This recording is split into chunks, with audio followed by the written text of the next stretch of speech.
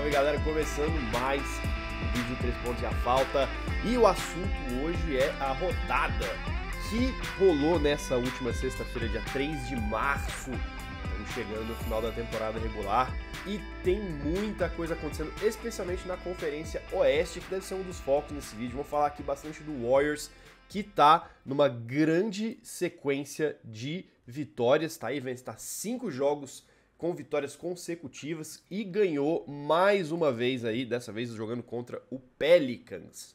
E agora a gente vai falar também do Lakers, que perdeu do Minnesota Timberwolves. Vamos falar um pouquinho também do Clippers, mais uma derrota pro Sacramento Kings. Vamos tentar entender um pouco o que tá acontecendo lá do outro lado de Los Angeles.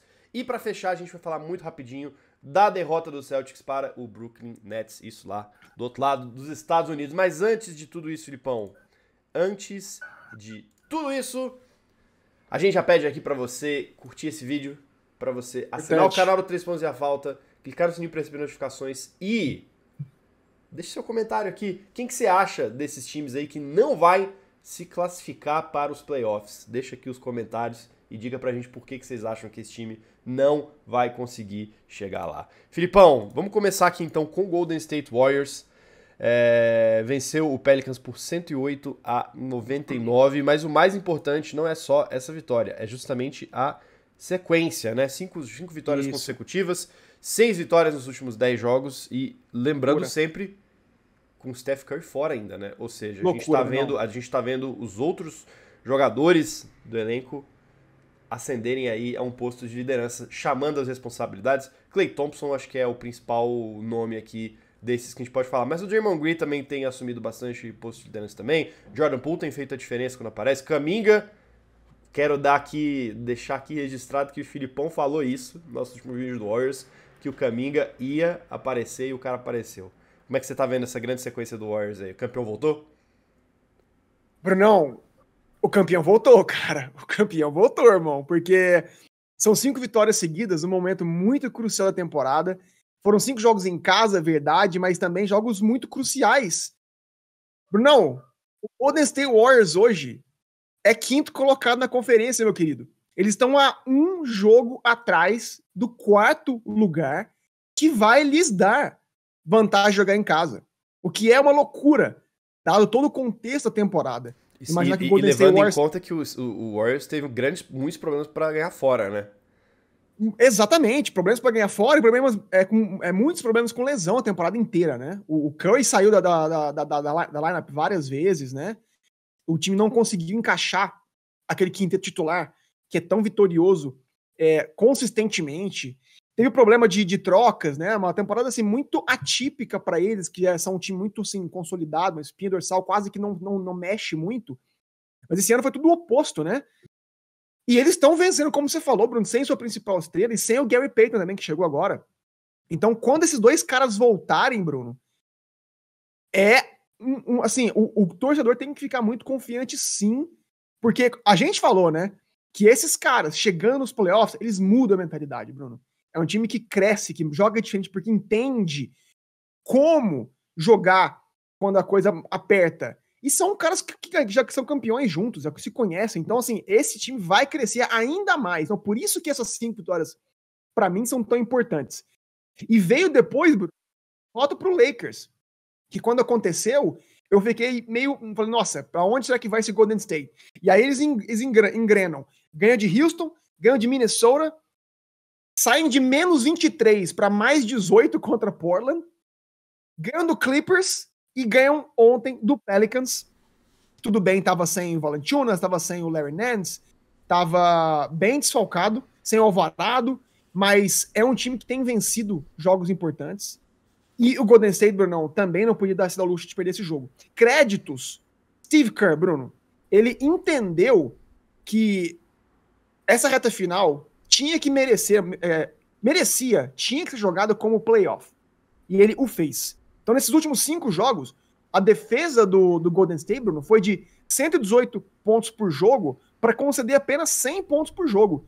Mostra a diferença no mental, na intensidade com a qual esses caras estão jogando. Eles estão encarando literalmente cada jogo como jogo 7 de final. E o plantel tem dado resultado. né? Você mencionou muito bem o Klay Thompson, que nos últimos 5 jogos, essa sequência de vitórias, tem média de 28 pontos, Bruno, chutando 51% de quadra e 51% de 3 também. Mas tem que destacar, Brunão, o cara que, se o nosso ouvinte acompanhasse o 3 pontos e a falta desde dessa época, no nosso vídeo que a gente até falou, Bruno, dá para acreditar no Warriors ainda, eles vão surpreender. A gente já disse que eles estavam mostrando sinais de que eles iam melhorar, que essa sequência ia acontecer. Sim. E o Kuminga, Bruno, pra mim, é o cara que transformou esse time. Ele é um cara, Bruno, tão assim, versátil, que pelo tamanho dele, ele pode marcar 5 posições. Então, em alguns momentos dos jogos do Warriors, principalmente ontem, ele jogava como pivô no ataque, de costas para cesta, fazendo a distribuição, mas na defesa, ele joga como um armador, ele fica no perímetro. Então ele é basicamente o novo Iguodala. Então o Warriors encontrou um Iguodala mais atlético, mais jovem, mais explosivo ainda, e ontem teve uma partidaça, Bruno. O Kuminga ontem teve 18 pontos vindo do banco, 19 pontos vindo do banco, chutou 9 de 13, 7 rebotes e 4 roubos de bola, que foram cruciais, Bruno. Inclusive uma deflexão que ele promoveu logo no finzinho do jogo, que gerou uma cesta. Ele também cravou uma bola de 3 no final, num passe do DiVincenzo, que também é outro cara, Bruno, que tá jogando muita bola, um cara intenso, um cara que defende muito bem no perímetro também. É um cara que também, no jogo de ontem, teve um rebote ofensivo que foi super clutch ali no clutch time. Então, Bruno, eles estão numa posição maravilhosa e vai melhorar ainda mais com o retorno do Steph Curry, justamente domingo contra o Los Angeles Lakers em Los Angeles, cara. Então, olho nesse Warriors que tá crescendo na hora certa e vai crescer ainda mais. Vai crescer ainda mais e é aquela coisa, né? Eu acho que como a gente já falou aqui, acho que já falei isso algumas vezes, é o time que tá só esperando pra classificar pros playoffs. Que quando chegar nos playoffs vai virar outro time, vai virar outra mentalidade. Esses caras vão entrar muito com sangue nos olhos. Não dá pra descartar eles no Oeste, que tá muito mais concorrido do que no ano passado. Sim, está muito mais concorrido do que no ano passado. Mas esses caras vêm pra tentar defender o título, né? É uma coisa que talvez a gente não estivesse imaginando ali para novembro, dezembro. Muita gente talvez já tivesse pensado no Warriors como uma carta fora do baralho. Eles estão aqui provando que realmente não é muito bem esse o caso, né? Bom, você falou do Lakers aí. É muito legal assim como que as coisas estão emboladas no Oeste, porque olha a situação, Filipão. O Warriors ganhou do Pelicans. Pelicans tá em 10º lugar, né? Foi agora 33 derrotas.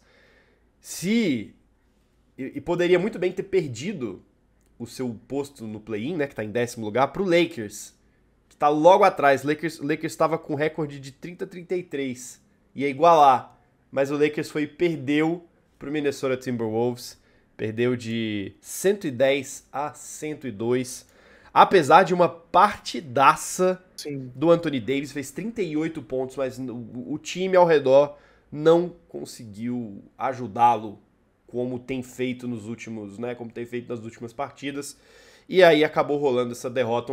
É um daqueles jogos que a gente falou que, obviamente, né, mérito do Wolves também, não tem como não dar esse mérito pros caras, né, Rudy Gobert jogou muito bem, o time como um todo, né, o Anthony Edwards jogou bem, Mike Conley jogou bem, todo mundo ali foi super importante pra vitória, mas era aqueles jogos que a gente falando aqui sobre o Lakers, né, a gente tá vindo falando muito sobre essa nova fase do Lakers, e que eles não tinham margem pra perder.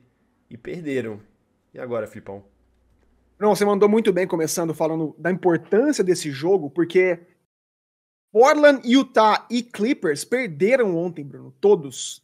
Então, se o Lakers tivesse batido... Era o jogo pra eles encostarem na classificação do play-in, né? Se eles ganham do Wolves, Bruno, ontem, eles vão pra 8º, cara. Eles ficam em posição de classificação pro play-in. Então, era um jogo assim que eles não podiam se dar o luxo de perder, porque era muito importante. E, aliás, a gente falou do Warriors, que defendeu muito bem o mando de quadra nessa stretch de 5 jogos lá. O Lakers também tá numa stretch de 5 jogos em casa. Então, assim, infelizmente, foi um contexto inesperado, obviamente, porque não se contava que eles chegariam nesse ponto sem o LeBron James e sem o D'Angelo Russell, Bruno, que pra mim foi a maior ausência desse time, né, nos últimos 2, 3 jogos. Porque o Lakers sofre um pouco com ball handling, com criatividade, muito apesar do Schroeder ter tido 12 assistências ontem, ele estava muito frio no jogo. E ele sentiu muita dificuldade, Bruno, com a demarcação de perímetro do Wolves. Você mencionou muito bem também, né? O Anthony Edwards e o Mike Conley tiveram bons jogos, mas o Jalen McDaniels teve um jogaço também no perímetro, Bruno, e complicou muito a vida para os armadores do Lakers. E o Schroeder, por ser um cara de menor estatura, um cara que não tem muito arremesso de longa distância como o D-Low tem, ele teve 0 de 4 de bola de 3 ontem, o Lakers sentiu. Em uma hora que não dava para sentir, né? Então, assim, o Gobert também, falei do perímetro, mas o Gobert também, Bruno, foi muito bem dentro do garrafão. A gente mencionou, né, o jogaço que o Anthony Davis teve de 38 pontos, que é um excelente sinal, o cara tava investido, comprado, teve uma hora que ele perdeu o tênis, Bruno, numa jogada, e continuou jogando, mesmo sem o tênis, mas a real é que ele teve problemas na parte defensiva, Bruno, no garrafão, nessa disputa com o Gobert. Teve 5 rebotes só, que é muito pouco. O time perdeu um pouco. Perdeu um pouco nessa parte. E, Bruno, eu acho que é o seguinte, cara... Complicou. Eu particularmente acho que complicou bastante pro Lakers, assim. Isso que eu ia falar. Assim, a minha... Pra envelopar essa parte do Lakers, eu acho que é o seguinte, o D'Lo volta domingo contra o Golden State Warriors. O LeBron, infelizmente, a notícia mais recente é que ele não vai ser reavaliado até o final do mês. Ou seja ele praticamente não joga mais a temporada regular, basicamente. Praticamente não, né? Então, assim, vai ser mais sofrido ainda pro torcedor do Lakers essa rodadinha, essa arrancada final. E essa próxima semana aí, que tá vindo, né? A gente tem aí esse jogo contra o Warriors, que é decisivo, né? Especialmente a gente pensando que o Warriors tá vindo aí em alta e o Lakers agora em baixa. E o Curry voltando, Bruno. E com o retorno do Curry, exatamente. Jogando em casa ainda. Né? Então, depois eles pegam o Grizzlies, vão pegar o Raptors no outro sábado, dia 11, e no domingo pegam o New York Knicks. Tudo bem que, beleza, assim, eu acho que a bom sinal, a boa notícia pro torcedor do Lakers é que a maior parte desses jogos vão ser em casa. Né? Então, assim, existe ali aquele incentivo a mais vindo da torcida, vindo da arquibancada para eles conseguirem sair com a vitória. Mas são desses 4 jogos, tem 2 times que estão muito em alta, especialmente o Knicks, né? A gente falou bastante sobre esse momento do Knicks, né, no vídeo passado. 8 seguidas. Né? E pelo menos um desses times que tá bem a temporada inteira, né? Que é o caso do Grizzlies. Então, assim... Eu acho que vai ser bem complicado, mas eu acho que no fim das contas também pode trazer uma boa notícia. Se o Lakers consegue sobreviver a essa semana, eu vejo poucas dúvidas de que é um time competitivo para playoff. Bruno, eu acho o seguinte, o Lakers pra mim vai classificar pelo play-in, eu acho, vai ser sofrido como eu falei, mas vai acabar classificando.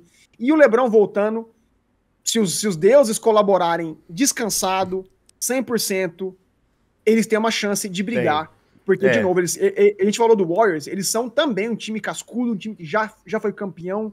O LeBron e o AD sabe, tem o DNA competitivo de vencedores. Então, devem crescer.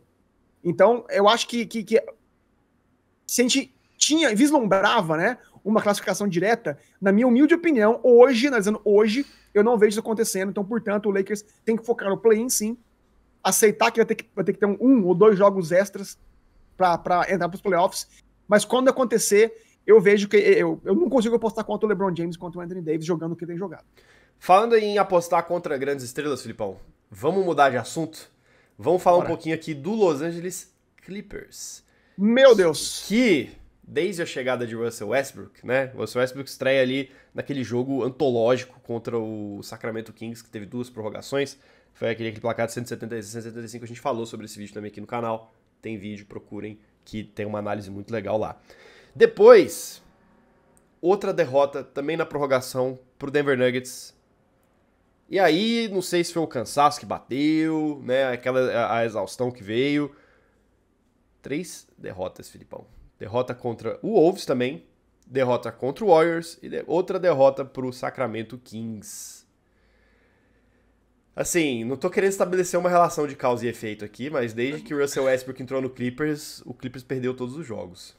Cara, Bruno, eu fico com pena do Russell, porque quem tem visto os jogos do Clippers, e eu sei que não é muita gente, mas vai concordar comigo que, por incrível que pareça, Bruno, não é o Westbrook o motivo pelo qual eles têm perdido.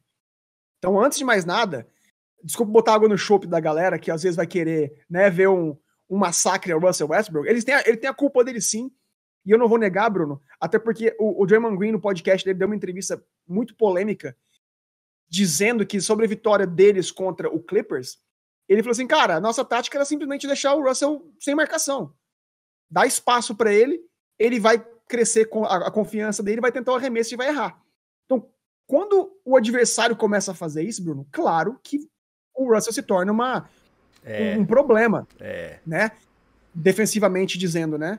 Mas, cara, o problema do Clippers para mim é profundo que isso. Eu tenho visto um time completamente sem interesse, sem fome, sem vontade.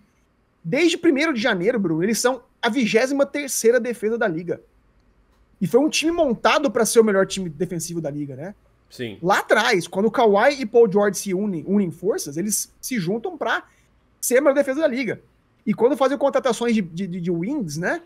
Bruno, não tá vingando. Então, eu destacaria 2 problemas principais para esse time do Clippers.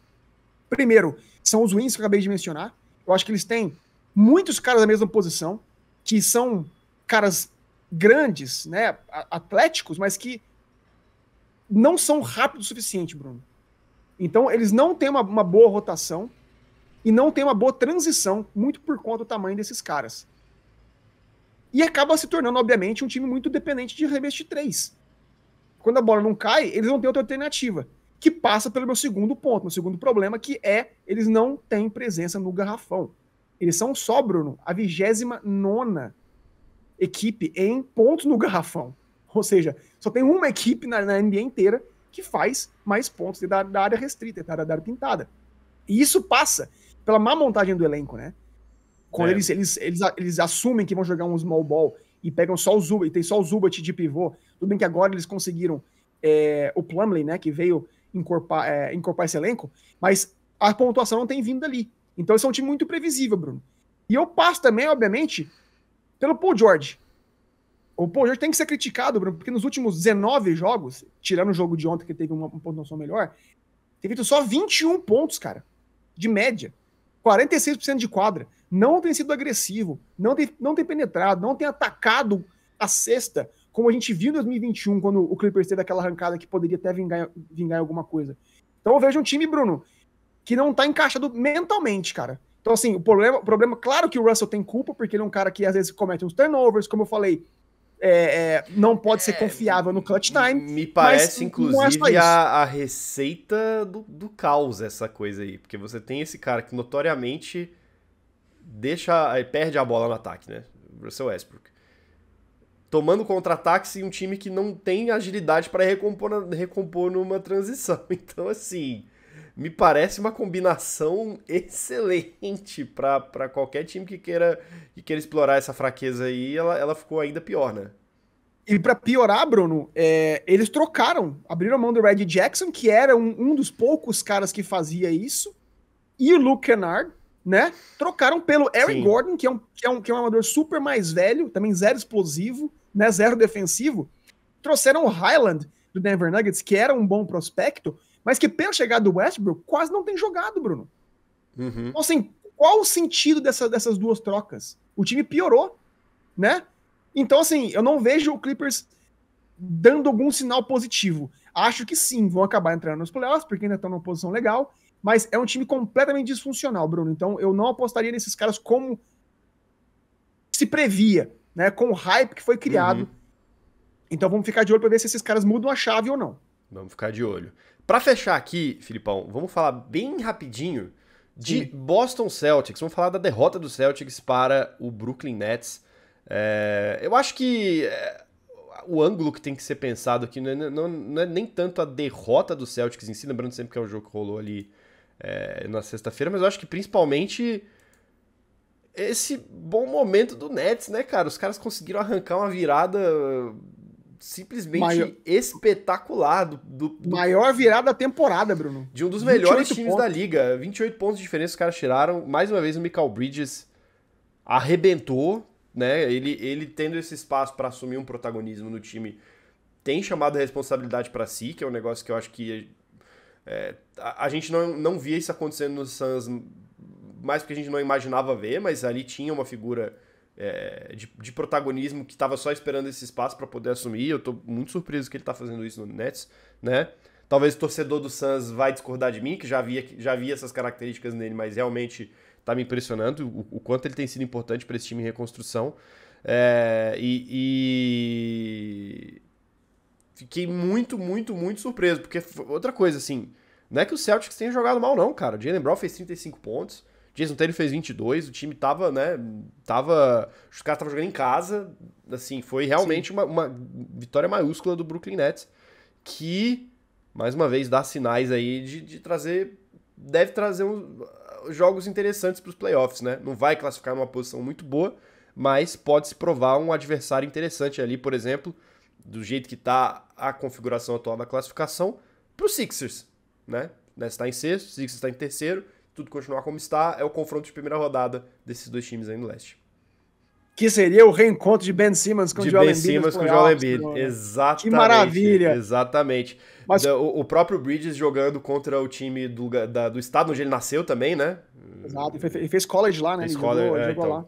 Então, interessante. Mas Bruno, falando do Bridges, começando pelo Nets, que tem uma torcida muito, muito grande e muitos seguidores aqui no nosso canal. Bruno, em 8 jogos dele pelo Brooklyn, ele tem as 2 maiores pontuações da carreira dele.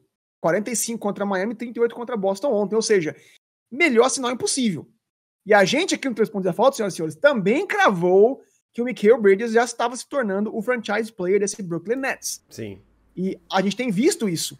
Como é que esse cara, que era estritamente defensivo no Arizona, no Phoenix, hoje está se tornando uma potência ofensiva também, porque ele tem essa variedade, esse arsenal ofensivo no bolso dele, né? Ele pode, tanto em arremesso de 3, de longa distância, quanto penetração, porque ele é um cara atlético, ele faz muito bem as bandejas, as enterradas, então é um cara que, Bruno, tá jogando muito bem, muito livre, e o espírito com qual esses jovens do Nets estão jogando é muito promissor. Ontem teve uma entrevista no final do jogo que perguntaram pro Cam Johnson, né? Cara, como é que você explica essa virada? E ele falou, olha, teve uma hora do jogo que esse entre olhou e falou, gente, 28 pontos, não vamos morrer assim, cara.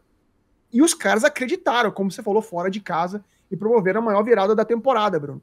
Contra um Boston Celtics que estava brigando pelo topo da conferência, e que pra mim, Bruno, não tinha desculpa perder esse jogo, cara. No começo do jogo foi uma atmosfera de oba-oba, de nossa, vai atropelar. E, cara, apagão no segundo tempo, as bolas não caíram, principalmente as bolas de 3. Mas, Bruno, por que eu não tô preocupado se eu sou o torcedor do Celtics? Porque o Jason Tatum, Bruno, teve um jogo baixo pros padrões dele, de 22 pontos, e, Bruno, foi zerado da linha de 3. Ele teve 0 de 8. Nunca aconteceu na carreira dele isso. Ou seja, não vai acontecer de novo, na minha opinião. Boston também sentiu muita falta do Malcolm Brogdon, que não jogou, e cometeu 19 turnovers, cara. Contra um time jovem, um time recém-formado. Tá explicado um dos motivos pela virada, né? Deixaram essa bola no ataque aí pipocar muitas vezes e os caras aproveitaram, foi isso, né? E que é uma coisa que o Malcolm Brogdon resolve, né, Bruno? Ele foi contratado justamente para resolver esse ball handling, né? Do Celtics, que é um time que nos playoffs do ano passado pecou um pouco pela inexperiência. Então, essa falta foi muito, muito sentida. Então, Bruno, eu acho que foi uma derrota humilhante o suficiente para motivar esses caras. Eu acho que eles vão pegar a fita desse jogo aqui e vão assistir junto. E, aliás, fita eu entreguei minha idade aqui, né, Bruno? Só um pouquinho. Vou assistir o vídeo, vamos ver o vídeo, vamos ver os highlights no YouTube, não sei. E vão, Bruno, se motivar. Porque eles estão vendo o Bucks ganhando 16, vão ganhar 17 seguidas e não podem se dar o luxo de perder. Porque essa rodada foi a rodada pro Bucks descolar, né? Porque eles estavam em número de vitórias ainda iguais. Agora, né? O Bucks já tem Sim, menos mesclou. derrotas, agora vai descolar. Vai descolar, não tem o que fazer.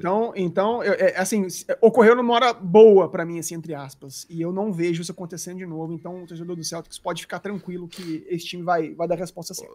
É isto. Bom, ou seja, era um time que perdeu no momento em que podia perder, e a gente teve também nessa rodada times que perderam no momento em que eles não podiam perder. E agora a gente quer saber a sua opinião sobre esta rodada, sobre Lakers, sobre Warriors, sobre Clippers, sobre Celtics, sobre algum outro time que a gente não falou aqui. Você quer falar? Unicão, Brunão, Unicão. aquele arremesso milagroso Nossa do senhora, Julius cara. Randle, Ali realmente, assim, o Knicks tá num momento iluminado, tem que aproveitar, porque, Meu Deus, que fase do vai... a gente não sabe até quanto essas coisas duram, mas o Knicks tem que aproveitar, cara. É apenas isso que eu digo. Deixem aqui seu comentário, né? A caixa de comentários está aberta aqui pra vocês. Não se esqueça de curtir esse vídeo, de assinar o canal, clicar no sininho para receber notificações de novos vídeos 3 pontos a falta. E a gente tá de volta muito em breve, temporada regular acabando. O bicho vai pegar, Filipão. O bicho vai pegar. É isso. Já tá pegando. Tá pegando. Tamo junto. Obrigado. Vemos vocês no próximo vídeo. Valeu!